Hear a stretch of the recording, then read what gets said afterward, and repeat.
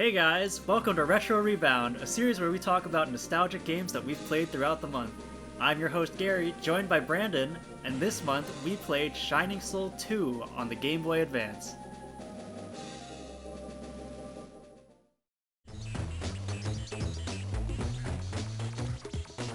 So, let's get into this game. Yeah.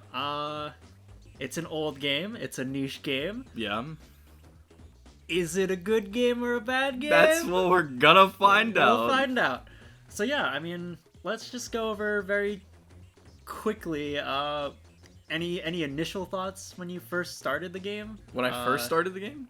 Yeah, like when you first started. What'd you think it looked like? The sound? My initial impression of Shining Soul is, it looks like a fun game. I mean, I like the pixel art, of course. I'm a big sucker for pixel art. The music, like the first two songs you hear in the game are bops. They're so good. Yeah? The opening theme is alright, but the menu theme is a bop, man, and then the opening cinematic theme is a bop. Yeah, the menu theme's pretty good. Okay, so, basically going into a summary of the game, it's a very straightforward RPG, action RPG style game.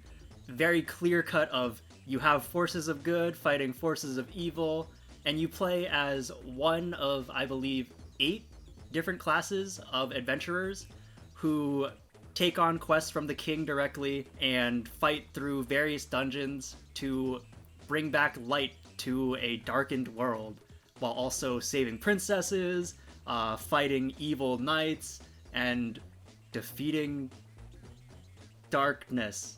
It's just an RPG. It's a very clear-cut RPG. It's also a very old game. I think I was trying to look up how long the series has been running, and apparently there's a lot of spin-offs of the Shining series, and I didn't know that. I don't know if you had any experience with that either. I've never even heard of Shining Soul before we played this game. Yeah, that's probably because they keep changing their title. The only thing that I found that stays consistent throughout all of the series is that the word Shining is in it. Wait, are you serious? Yeah. So you'll have Shining Soul, you have things like Shining Refrain, Shining Resonance, there's like Shining Dragon. They had like one with dragons in it where you play or fight with dragons. I didn't look too much into it. Okay. But the only thing that seems to stay consistent is the word Shining. So you would think that it'd be like Shining Soul 1, Shining Soul 2. Wait, why is this game Shining Soul 2?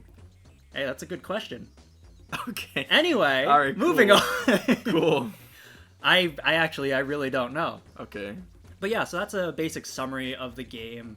You choose of one of like 8 classes to pick from, and you go through the whole game basically locked into that class that you pick, for better or worse. Anyway, yeah. Speaking of for better or worse, how about I'll say the class I went, you Okay. say the class you went, Yeah. and we can maybe go from there.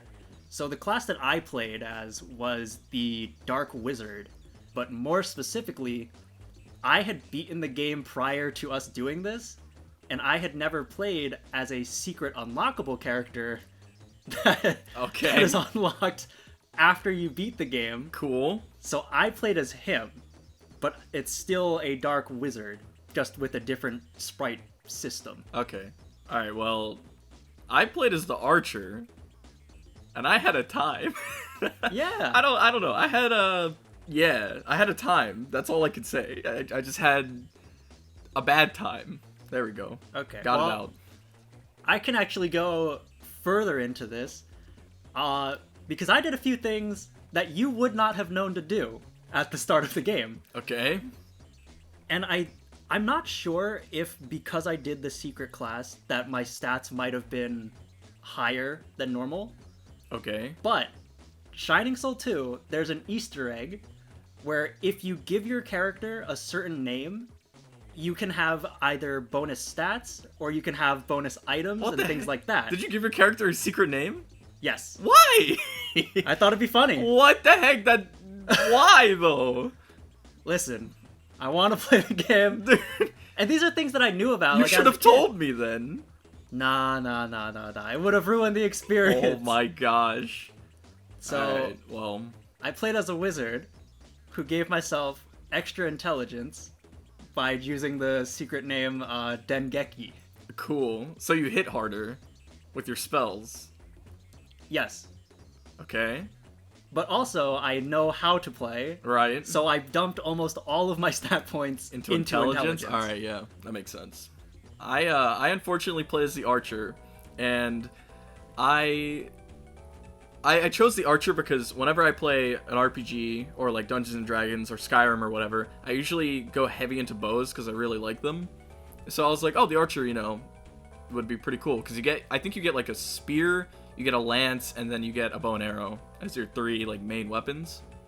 So I dumped all of my points. I usually also play RPGs. I give myself a lot of health or a lot of luck. That's just kind of how I've always played like RPGs. I don't know why. Okay. So that's what I did. I gave myself a lot of vitality, a lot of luck, and like not that much power or whatever. Strength, yeah. And it really came back to bite me later on. Yeah. And for reference, the class that I played before doing Dark Wizard for this talk, I played the ninja. Okay. And for the ninja, I mainly focused on dex and strength. Right. But I tended to lean more towards strength because my mentality of it was, if I can kill the enemy before it hits me, it's good. I mean, that makes sense, yeah. Although, interestingly, my dex, I didn't put nearly as many points into it as I believe you did. Yeah, I went hard on dex. Yeah. Like, midway through. What did you think about, like, the intro to the game, basically, like, leading up to your first dungeon, or what are your thoughts on the first dungeon? Do you think it was good? Was it easy to get used to? Well, the opening cutscene kind of took a long time. Okay. I thought, like, you meet the guy, and he's like, slime! And you kill it, and he's like, alright, sick, see ya! And then you fight in the tournament or whatever. Yeah. And then, what's his name, Deathheart? I always called it, like, Deatharte? Deatharte? He's got, like, a weird name. I don't know, Deathheart? Deathheart, like Reinhardt? Deatharte. I always thought of it as, like, Moriarty. Yarmady? Moriarty? Yeah, I don't know. Anyway, he's weird. He is like, oh, I work for the king or whatever. He's like the captain of the guard. Yeah, he had to he explained like the whole kingdom and like what he does, and he's just like, all right, the darkness is coming, bye, and then he just left. Yeah. But he explained it so long. Yeah. He told you way too many things and then just bailed. And then of course you have to talk to the king. You can't rush the cutscene. Yeah. So you gotta wait for all of that to end. And then he's like, wait, where's my daughter? And then he explains that his daughter's gone. And the mom's like, the whole time the king's like freaking out, the mom is like, oh, don't worry about him, honey. Join our family. And you're like, oh. So like there's like a bunch of different things happening. And then it ends with the king saying, go rescue my daughter, thanks, bye. Yeah. And then you kind of get shoved into it. I mean, obviously the story isn't the game's major strong suit. And I get that. But it was just a lot. Oh, actually, another thought on Deathheart. In the intro cutscene, he's like, you're weak, you're nothing. And then you kill him and he's like, you have so much skill, you have raw potential. Yeah. And I was like, wait, dude, you can't just, okay. Yeah. Yeah, that's how that went. First dungeon was fine. I mean, I really enjoyed it. I thought it was a good first dungeon. I thought all the writing was hilarious. Yeah. All the enemies are like idiots, but they're like doing their best, so. I think it's really cool that you start with like the goblins. Yeah. And they're like, again, the game is very straightforward. They're like, oh, goblins are stereotypically your dumb, easy to fight monster. Right. And they're very much just like, oh, my tummy hurts. Let me go take a nap. And they're like, oh, you can't take a nap. The boss is watching. And right. You like show up and they're like, oh no, what do we do? And then you easily beat them. So they're very like funny and easy to get through. But you did point out something that it's really weird about the game, is that the game lets you like, you press A to start and go through conversations, but for some reason there are like certain cutscenes in the game that just auto scroll. Yeah. And I don't know if that's like just part of the game. I don't know if that was like a dev decision where they were like, oh, let's just leave it scrolling at the slowest rate possible, and you can't mash any buttons to like make it move faster. You just have to sit through it. Yeah, I just chalked it up to like old game dev decision. Yeah. It's kind of funny though, because it like very clearly states like if it's an important enough cutscene, you'll know because you can't do anything. You just have to sit there and watch. Yeah, true. All the NPCs are very they have a lot of personality, but up to a point. Like I feel like once you have like a general grasp on the NPC and you know what their main character arc is, they're very one note after that. Like yeah. The princess wasn't necessarily captured, like she was, but it's also kind of her fault because she likes sneaking out of the castle to go adventuring. And she does it multiple times too. Yeah, and that's like her whole thing. She's like, "Oh, adventurer, you should take me on your next adventure and let's go together."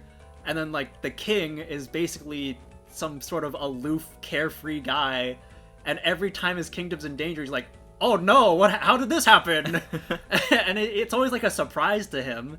And then like the queen, it's like she's very nice, she's very caring, but she's also just like, "I'll make you cookies whenever you come back. Please let me. Every time I'll be your mom." And it's like, chill, lady. Yeah. I'm just here for the tournament. Also, if you think about it, it's a little weird that you came for a tournament and then you had to save the whole kingdom. Hey, come for the tournament, stay for the kingdom. You know what I'm saying? That should have been the tagline. That should have been the tagline. Damn. Yeah. I guess we've covered some very broad subjects now, so we can sort of focus in a little more. Okay. There were, I think 8 to 10 main dungeons in the story. Do you have a favorite one? Honestly, my favorite one was probably the Goblin Fort, and that was Really? the first dungeon. Yeah. Oh. Yeah. Okay, so do you wanna say why? I don't know. I mean, I think the layout was cool. Maybe the graveyard. Okay. That was the second dungeon, right? That was the second Yeah, dungeon. yeah. Okay. Probably the graveyard or the wizard or the Goblin Fort, because the game has like a really difficult spike. Yeah. You like hit a point and then it's Yeah. like, holy shit, these enemies are really hard. Yeah. So I felt like with the second dungeon, the difficulty curve from the first dungeon was good. It had a lot of tight corners, which I think was good because it like introduced you to how the rest of the dungeons are going to be laid out in a way. Sure. Because you could always run loops around enemies, but they'd catch you on like corners and stuff if you're not careful. Right. And the second dungeon's also where I learned about secrets, because like every dungeon has a ton of secrets outside of the walls. So I really enjoyed like learning about that. That's also where I learned about like reoccurring characters with the guy from the intro. He's there and you can help him, even though I forgot to. Oh, you forgot to help him? Yeah, I forgot to go back and help him. Oh, no. So yeah, I like the second one a lot. Okay. Now, what's your least favorite dungeon? That's a hard one, man. Probably. Here, I'll let you think on that one, and I'll say what my favorite dungeon was. My favorite was the Fairy Spring dungeon. Oh yeah. And I only liked it because it's like very vibrant and like colorful, and it's not just sort of a run-of-the-mill forest kind of dungeon, because it has like these weird warp portals. Yeah, the teleport pads. Yeah, so I thought that was kind of neat. You know what? That one might be my favorite, but I hated the boss there. Really? That's why, yeah. Why? I hate... My least favorite thing in video games is being crowd controlled. Oh. Which is so sad because we play Overwatch all the time. But That's true. The fairy moth thing, the grand fairy, whatever it's called, it had a move where it blew wind at you and it knocked you to the bottom of the screen unless you like ran against it. Right. But even if you run against it, you barely move. So while that was happening, she'd throw the ice things She shoots at you. Yeah. Yeah. So I hated, like, you can't go left or right, really, because you're being blown away. So the second you move any direction but up, you get blown back to the bottom of the screen. Yeah. So and she kind of hovers in the middle. So she has range to hit you anywhere in like a really short time. That's true. So didn't like her too much. Let's move on to your least favorite dungeon. Okay, If you found it yet. My least favorite dungeon has to be the freaking what's the one after the sand one? After the sand one, I want to say that's the ice dungeon. The ice dungeon?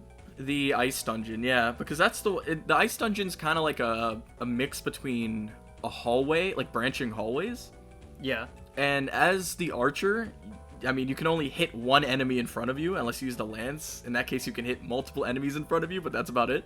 Oh. So, with the ice dungeon, you get to a point in multiple rooms where enemies spawn in front of you and behind you. Yeah. And since you can't run away, you're kind of stuck in the middle. So I'm there, like, shooting arrows in front and behind, trying to hit both of them to, like, boost them away from me.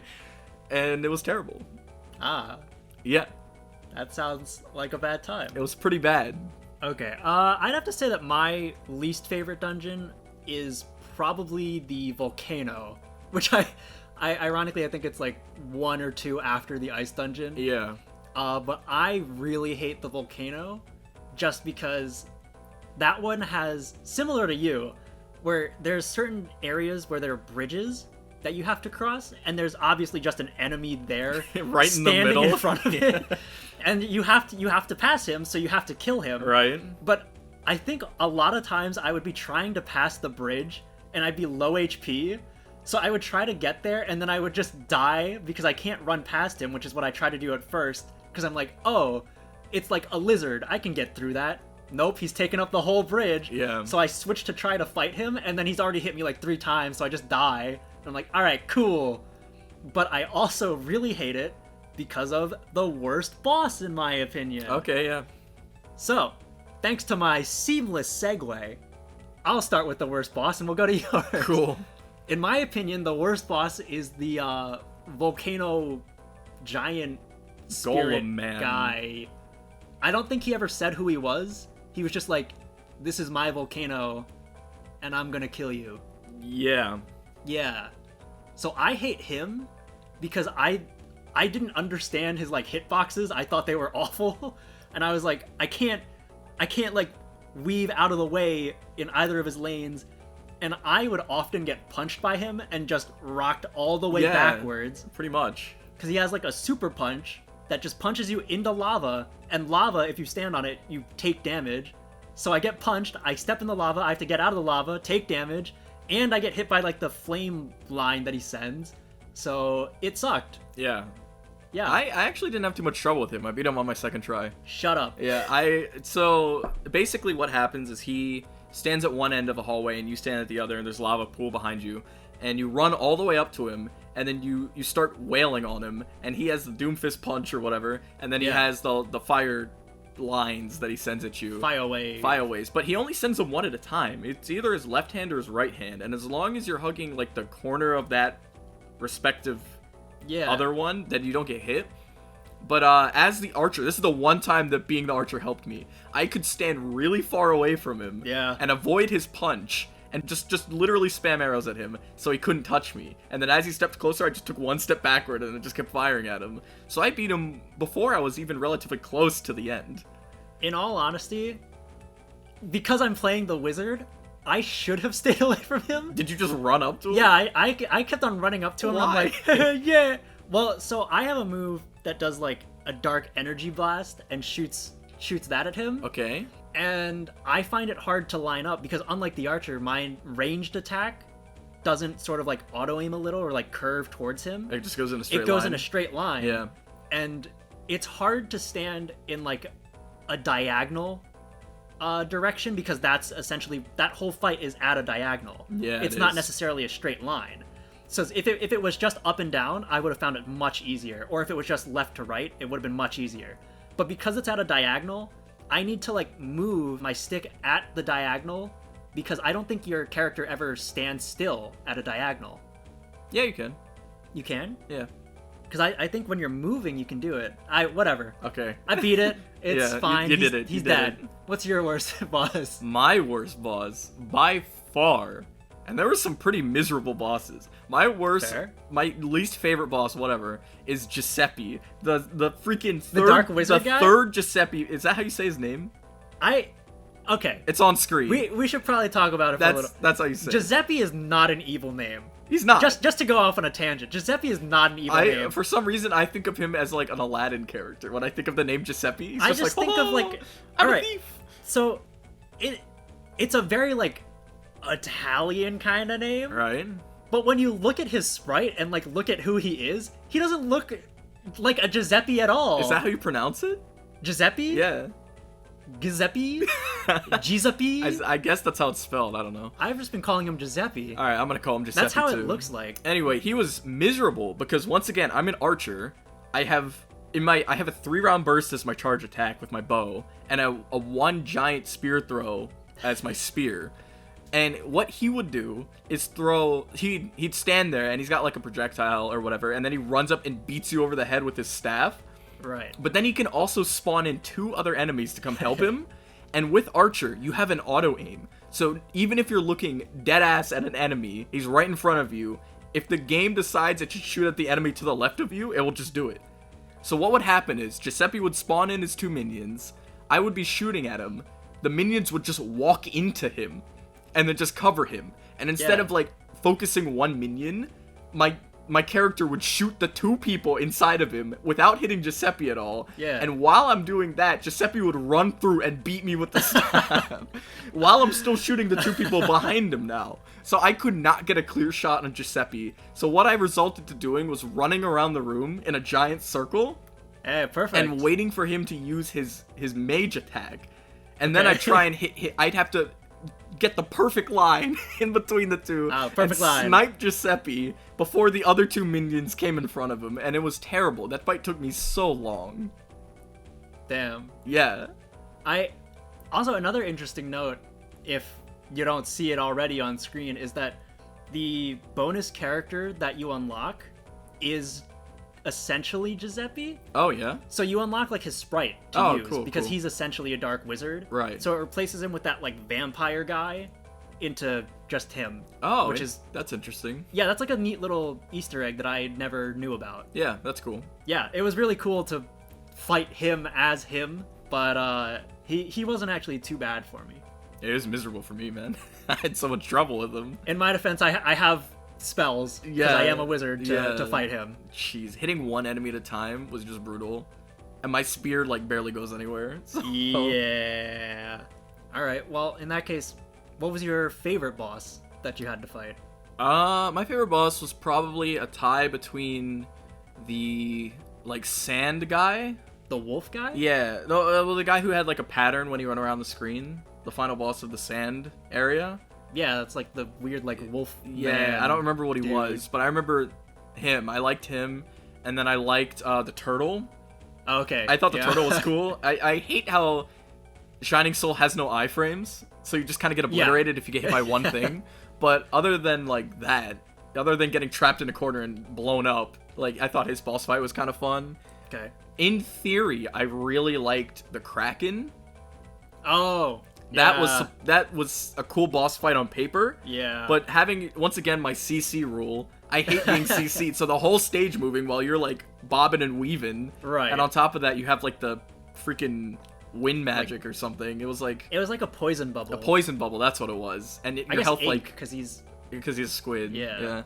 It like drains your health. So on paper that fight was cool. In practice, that fight blew. But okay. Yeah, not as bad as Giuseppe. But you know. Yeah, I have to agree with you. I really liked fighting the, what was his name? Vitali? Vitali, yeah. Yeah, I liked fighting him because he was super easy, especially, like, because he's one of, like, the last few bosses that you fight. Yeah. So his attack pattern was so easy, and it was like, oh, this is a nice, relaxing battle at the very end. Like, this is pretty good. And then I think my other one, my other favorite boss that I really liked fighting is the Goblin Chief. At the very end of the first dungeon. Yeah. And I only like it because they included not only a sound effect, but a sprite of him falling down on his ass every time he does his spin attack. Yeah. So I just like that they went the extra mile of instead of him just like being tired of spinning, he just straight up falls down and they go Bwah! Yeah, that was fun. So I just really thought that was neat. Yeah. The only thing I hated about Vitali was his RNG on his legs. Right. So unless you get like the perfect angle, his leg is gonna be hidden like the last one if it's on that like bottom left, I think. So waiting for that was kind of dumb. You had to like get him to like recoil off the perfect angle. But other than that, his fight was pretty good. Moving on, if you had to play this game again, would you choose a different class? Hell yeah. Absolutely, absolutely. Like, okay, I love Rangers, right? But this Right. game makes Rangers so miserable, at least in my run, because one, you can only shoot while standing still. Two, you don't have any iframes, so you can get blown up while shooting, which sucks. Right. Three, your auto aim targets literally everything you're not trying to shoot at that moment, which is Okay. terrible. Four, I just kept missing. I don't know Yeah. what happened. I advanced all my stats, I thought, to a reasonable level. I increased Yeah. my bow, my range, my what is it, vitality, dexterity, whatever it's called, that Yeah. allows you to hit, like your hit chance and miss chance. And enemies would miss me, which is great. But I missed the enemies way more. Yeah. I think I have footage of it somewhere, but there was a volley where I did 2 complete charge shots and every single one of my volleys missed. Yeah. And I was like, are you kidding me, dude? And then I got one-tapped by whatever enemy I was fighting. Yeah. I really should have gone with like a warrior or something. Obviously, we talk about these games before we actually like start it, and one of the things that I hoped in the deepest pits of my soul was that I would get the chance to like maybe warn you about some of the classes, because there's only 2 classes in the entire game that I do not like playing for single player. Because another thing is that this game can be played multiplayer. Obviously, we can't really do that. But out of the whole thing, like warrior, dragon, guy, dark wizard, mage, ranger, ninja, the only 2 classes that I don't recommend playing for a solo run is ranger and cleric. Wow, cool. Cleric I don't recommend because you have healing spells. Right. And your only offense is like a flail, which kinda sucks. Okay, yeah. It does a lot of damage, but it's not great for a cleric, in my opinion, and I Right. think it's just really tough to play it solo. Yeah. But I absolutely despise playing the ranger solo for many of those reasons that you said. You get CC'd a lot in this game, and being able to only hit one enemy at a time really sucks. Like, that's part of the reason why I chose a wizard, because I've never beaten the game as a wizard. So having like all those spells was really cool, because there's crowd control spells, there's spells that do like, if I charge it up enough, 300 damage to an enemy, whether it's mob or boss, which was great. But there's also one particular spell that like summons a sword around me and floats around, and it will auto lock to a target and just strike it, come back to me, strike it, come back to me. That's like a better ranger. Right. And so it follows the same rules as your arrows, where if an enemy's close enough, or if 2 get close enough, I can't choose what that sword goes to, but it will hit them. And because it's magic, it won't miss. So it'll just fly in, do like 20, 30 damage, maybe like 70, because it's based off of my intelligence, I believe. Oh. So it'll do quite a fair bit of damage, and I can run away while that's happening. Oh my gosh. And dude. that was great. So a lot of my boss fights is just me summoning the sword, running away, and if I'm confident enough, I'll shoot the dark energy ball at them for more damage. Oh man, the archer's so bad. And it's great because I can also switch spells. So I can have the sword thing running and switch to another thing to help me fight bosses. You know what I can do? Not play the game? I just shoot 1 arrow at a time.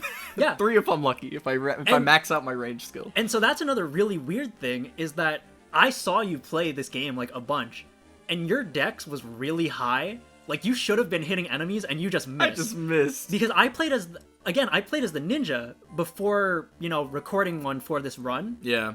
And as a ninja, my dex was maybe like 30 to 40, and I could still hit enemies a lot more consistent than you. And because I was hitting them, I was like, oh, well, I'll just dump the rest of my stats into strength or vitality. So I could do a lot more damage because I just dumped all my points into strength. Early game, I dumped all my points into dexterity because I was like, oh, I want to be so fast and like I want to be able to hit stuff and like run away. Dexterity only affects your hit chance. Yeah, and which it didn't even help. Not even that much. It didn't even help. Going back to the ninja has a sword, and that does like a wide sweeping hit. But if you do a charge attack with the sword, it gives off like a glow, and you can sort of move with it. So what you can do as the ninja is do a charge attack, get the sword to like glow, and then basically just run into enemies, and it'll hit multiple enemies. Was it like a spin attack or something? much lamer. Oh. He essentially charges the sword, holds it up in front of his face, and then the sword glows into like a circle. And you can just run into people? Yeah. Again, most of the other classes have some form of either fighting multiple enemies at once, or if they can't fight multiple enemies at once, they can take down an enemy a lot faster. Ah, gotcha. So the dragon, he has like axes and I believe flails. Those are slow, but they do a lot of damage, and his class is essentially a tank. So you soak up damage and just deal a lot of damage. Right. So that's very simple, easy to do. And then there's another class that's also fairly low HP like the ranger, but he has access to claws and daggers, and those hit really fast but not strong. But one of his abilities basically doubles his attack. If his HP is at like half, you can double your attack. And this might be a dev problem, but when your HP falls below that threshold, for some reason there's no limit to how many times your attack can be doubled. So if you increase your HP and then you fall back to half again, your attack is doubled again. Well, like as long as you don't die or something? Yes.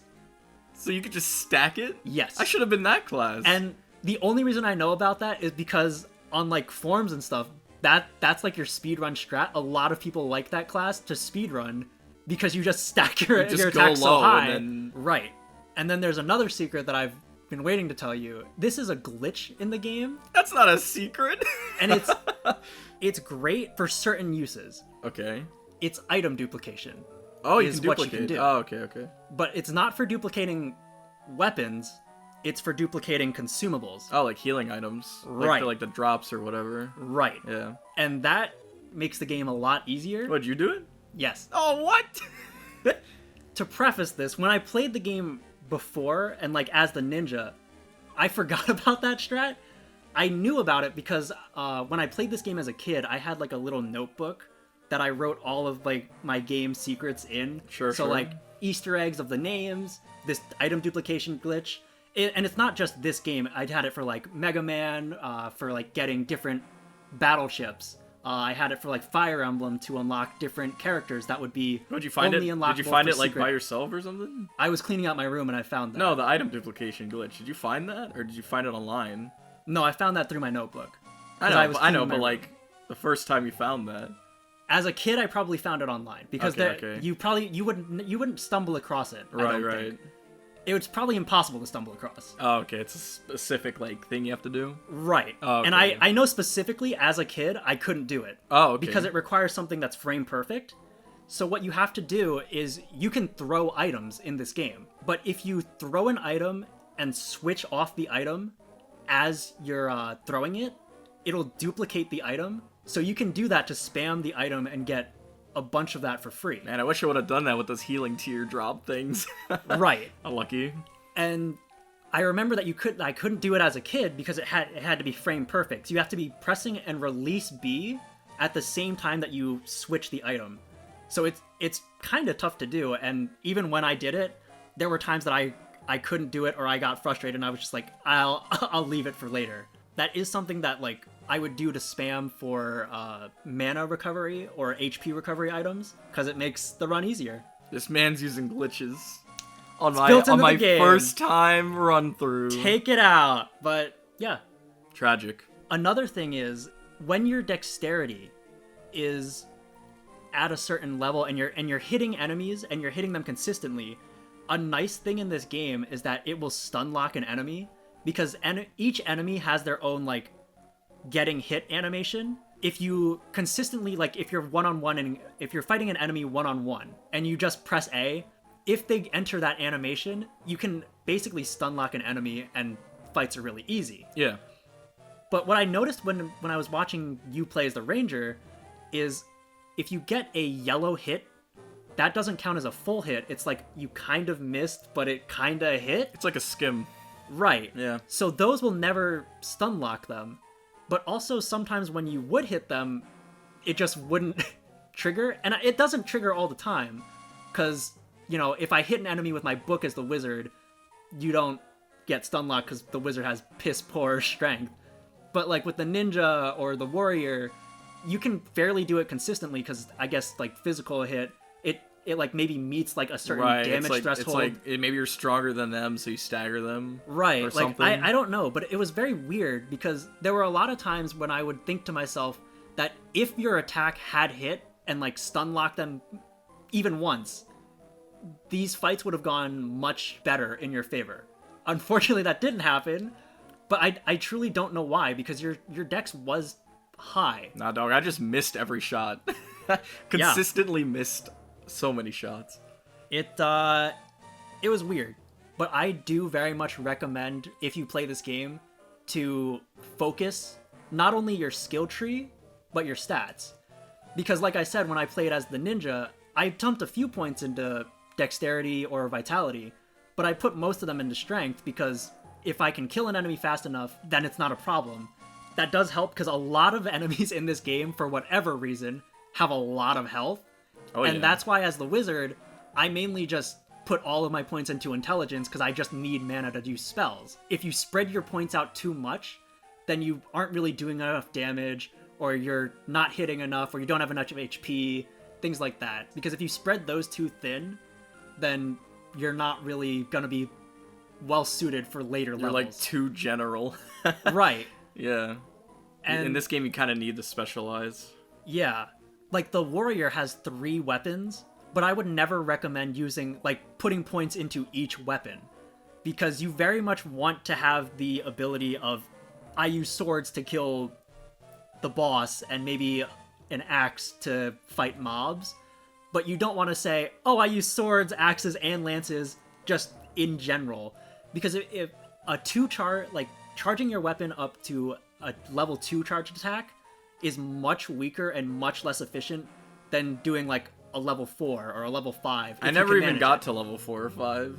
Right. Yeah. And that's what I mean, because the abilities definitely, you need to put time into them.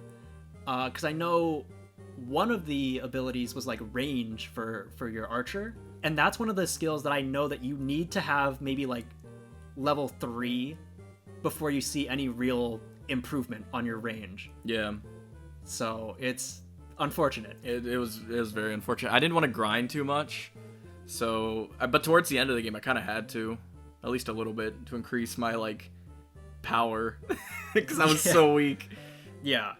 So moving on, is there anything that you would want to improve or add to the game? Because this is a very old game, so I mean, lots of changes could happen. Modern updates. Yeah, graphics, you know. Yeah. I mean, I like the sprite work. I thought the sprite work was. I really like the yes and no face. I thought those were funny. Oh, yeah, Whenever you have to select yes or no. The dialogue blurbs were good. I like that. I thought that was cool. One thing I would have changed is the inventory. I wish the inventory would have wrapped. Right. So like if you go all the way right, if you push right again, it would send you to the left instead of just like stopping and you have to like move all the way left. Yeah. That's something that a lot of modern games are doing, obviously, because it's just a better experience. So I can't fault them too much, but I wish that was there. Okay. Saving and returning to the title was kind of dumb. I wish I could just save like in between dungeons. Now I'm not talking about the quick save. I just mean like actual saving. Right. So I don't know why it had to send me back to the title literally every time, but I wish that was not a thing. I wish I could just save. The descriptions are pretty garbage for everything. Yeah. You get a spear, it would be like destruction spear +4, and you'd be like, oh sick, what does it do? And you'd open it and it would be like, you need this to use it. And I'm like, all right, but like what does it do? Like I don't know. Yeah. Or like you get an item that's just like, it's a cool barrel. It's like, all right, but what does it do? And then you throw it and it like blows up and kills 10 mobs. And you're like, wow, I wish I would have known that. One thing the game does, which I mean is your fault when you play it, but when you are shooting enemies and you're getting swarmed, because it's really easy to get swarmed in this game. Yes. If you can't just stand there or else there's no iframes, right? So you're just going to get beaten to death. So you got to keep moving. But if you keep moving, it just spawns more enemies in. Yeah. And then suddenly you're fighting 12 enemies as the archer and you can only hit one.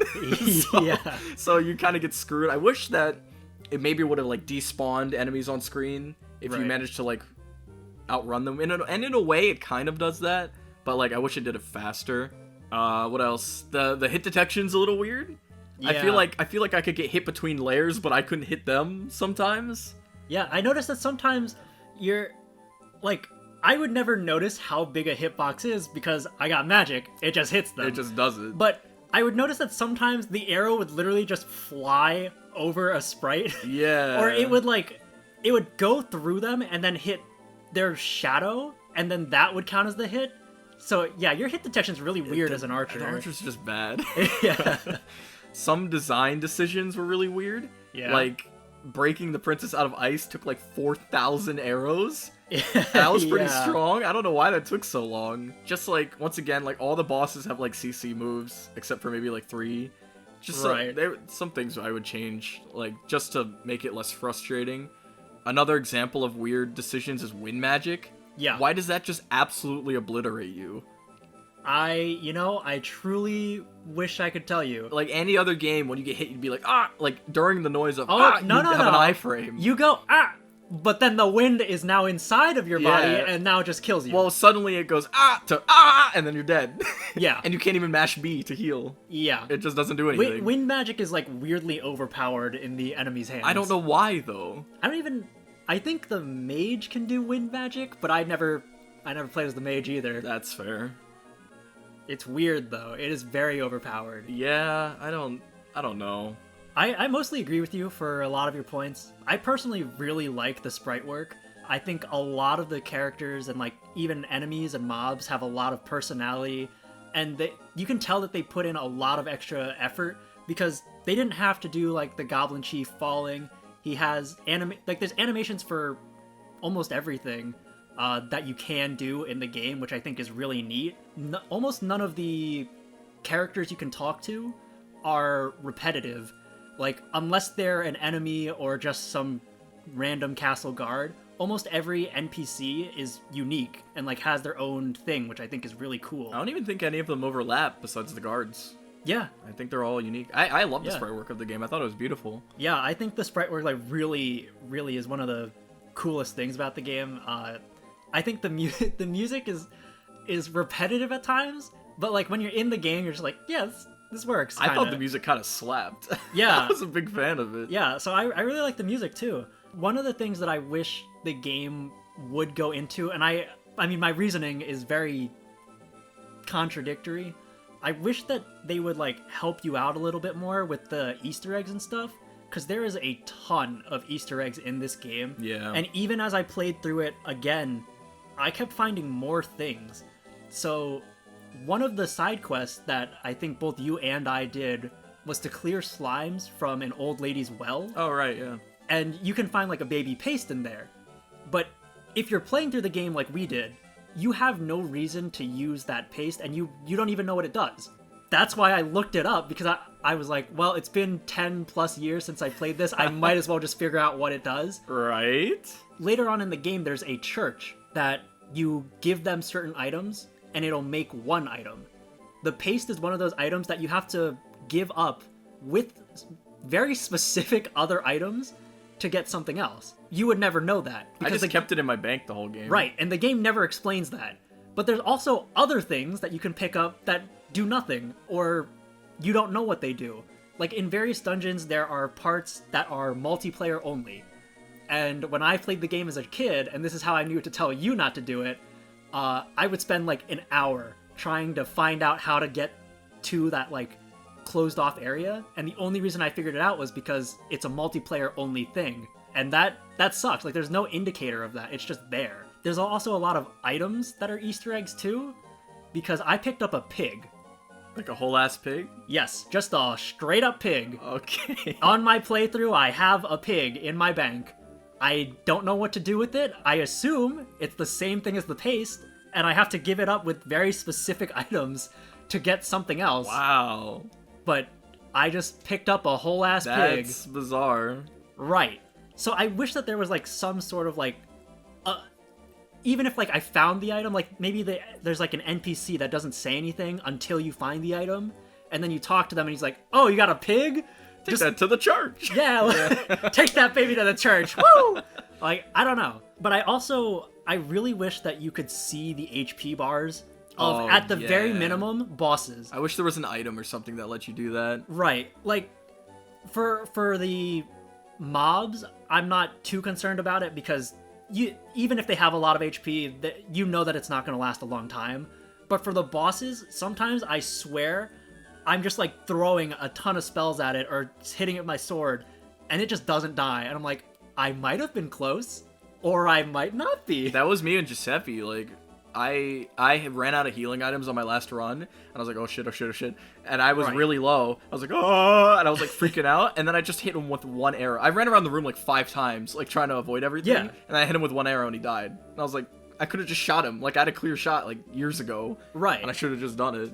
Like, I would love if there were just HP bars and I could be like, okay, he's kind of low, or, you know, I should run away now, things like that. Yeah. And then, again, I very, very, very hard agree on having better descriptions, especially for your spells. Because, because you thought it was hard having your weapon just say res and then just an electric symbol. I think one of my spells was called Darkness, and it just says summons darkness. And I don't know what to do with that. So I put in like 1 point because I was like, you know, I have one that I can just give out, and, you know, would I put it onto another spell? Sure, but I'm willing to test it. So I used it, and it's like a CC move where it summons like these black tendrils that come up from like around you, and they will latch on to every enemy that's like in a certain area. And it was amazing. Oh, and just hold them? No, it does damage. Oh. And it can do a lot. It can do like 100 or so. Oh, wow. Like, it was a strong spell. And I was like, why have I not been using this? Oh, man. And it's because it just says, summons darkness. And I'm like, that's a terrible spell indicator. Wow, cool. So, like even like summon sword is just like, oh, like brings a sword to attack people. Like, that's very self-explanatory. But there's a lot of, like, explanations that just don't make sense. Like, even the paste and the pig that you find. Yeah, no, I'm with you on that. Like, the paste is just like, oh, this is a child of war, how sad. And it's like, that's really dark. Right, but also, but what do I do with it? Yeah. Alright, so moving on to one of our last questions. How did you feel about the end game? Sort of bringing everything together.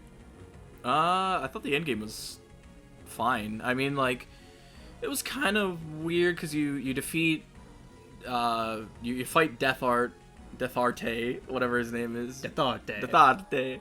You fight him. He's like, I'm big now, and you're like, oh shit, yeah, you are. And then he you know is like, I'm going to kill you, you stupid little ignorant do-gooder. And then you kill him, and he's like, oh, I loved you like a son. Make sure your posture is good, and also hold your bow correctly. And then he dies. And you're like, where did this character development come from? You know what? Actually, that brings it full circle, because he did the same shit in the beginning of the game. Remember? When he was like, you're weak, and then you fight him, and he's like, I see potential. Yeah. So maybe that actually made sense, and I'm just dumb. I just don't have the creative knowledge that the writers did. Well, it is weird, because you get there, and he's like, you'll never surpass me. I've followed the path of darkness. I bet you're surprised, huh? Anyway, time to die. And then you kill him, and he's like, you know, I've always missed the kingdom. Right. I hope the king thinks I'm good. Oh, I'm sorry I let you all down. And then he dies. So that was weird. And then there's the ending where the crystal is restored and everyone's like, hooray, you saved us. And then it was really cool because this was cool. You leave the castle and you like wake up in bed and... Well, no, you tell the king, and I remember I was like, get ready, Brandon. The story's about to get wild. Yeah. Because you tell the king, and he's like, hey, the light's here. There's a party in the bar. And you go to the bar, and we're just like, yeah. You go to the bar, and nothing has changed. The 3 people are still there at the table drinking. The guy's still asking for cards. The loot guy's like, yeah, you did it. Maybe I'll leave. Maybe. Yeah. And then you talk to the barkeep, and he's like, aha, I'm still looking for a wife. And you're like, cool, great. And then there's nothing to do, so you're like, I guess I'll go back to the king. And then you go to the king, and the room is like voided out. Yeah, it's complete black and white, which is kind of cool. I was like, whoa, what's happening? And then the crystal's freaking out, and you're like, holy shit, what do I do? And I thought that tonal shift was like, because they call it pure chaos. Because there's like the lightness and dark, and then the chaos is like the unstable element. Right. So if you unbalance one, then chaos takes over. And I was like, holy crap, what do we do? Like, this is crazy. And then I went back outside and talked to the old lady, and she's like, those freaking slimes. And I was like, you don't see that your king is gone? Like, nobody cared. Yeah. So I went back to the bar, and then everyone at the bar was like, oh no, the king's gone. So they're the only people in the castle that notice that the king is missing. Yeah. And like the king, the wife, the king, the queen, and the princess are all gone. Yeah. And the mage and everybody. And then you talk to the guy who's like, I've been looking for a wife. The barkeep. Yeah. And then he's like, holy shit, I knew this day would come. Like, come with me. And he has this whole back area in the castle. And I like how it's like a complete 180 from what the bartender's interactions with you have been. Yeah. Because he's always just been like, oh, I'm looking for a wife, or stay safe out there. But then when you find that and go back, he's like, follow me if you're brave enough. Yeah. I have something to tell you that I've been meaning to tell you. Like, this whole time he's known, because he talks to you and he's like, oh, Giuseppe came here, and like, he told me never to open this room, and I knew all along, and it was like, it was just wild. I like that part. It kind of came out of left field. Yeah, it comes out completely out of nowhere. Yeah, but that was cool. And then you jump in the portal, and Angela follows you in, and I didn't even know who Angela was. You had to explain that it was so his daughter or whatever. So Angela is, as far as everyone's concerned, is the barkeep's daughter. But at the end of the game, you find out that she is the guardian angel of your character. So she's the one who brings you back whenever you die. Yeah, whenever you die, there's an angel that flies in and brings your spirit back to the kingdom. Or if you use an angel wing, that's the same character. And at the very end of the game, she's like, oh, that was me. Right, so you're like, oh, cool. But I don't think I ever saw her. It's also weird because she literally does nothing. Right. Her entire purpose is like, hey, you can use this bed to sleep in and rest up. Right. But there's no interaction with her whatsoever. That's what I mean by I never saw her. Like, whenever you talk to her, you get the, do you want to sleep? Yeah. And like, that's it. She doesn't really have like a true character. Yeah. But I mean, that was cool. I like that. The final boss gave me really big Gygus vibes with like how unsettling it was, and like the king, you can like hear him in the distance, but you like can't see him, and the boss doesn't speak. It just kind of like mumbles at you. Yeah. That was cool. I liked how it could summon any enemy from your adventure. Right. I thought that was really cool until he summoned the freaking griffins with the wind magic and they just blow you up. Other than that, the final boss was okay. I mean, it had that shadow move that would also just pretty much like wind magic just decimate you if it caught you in it.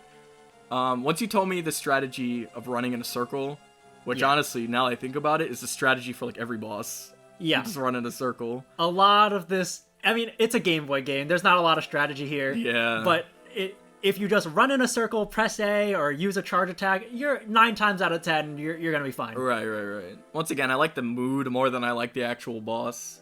Okay. But he was fine. Like, I appreciate he couldn't crowd control you like the other 4 million. Yeah, he summons other people to do that for. Yeah, exactly. He was cool. I liked him. I do think another interesting part that I don't know if you picked up on is when he hits you with that shadow move, it hits you with a random element. So sometimes he'll hit you with a fire. Like, his shadow can be fire, electric, ice, things like that.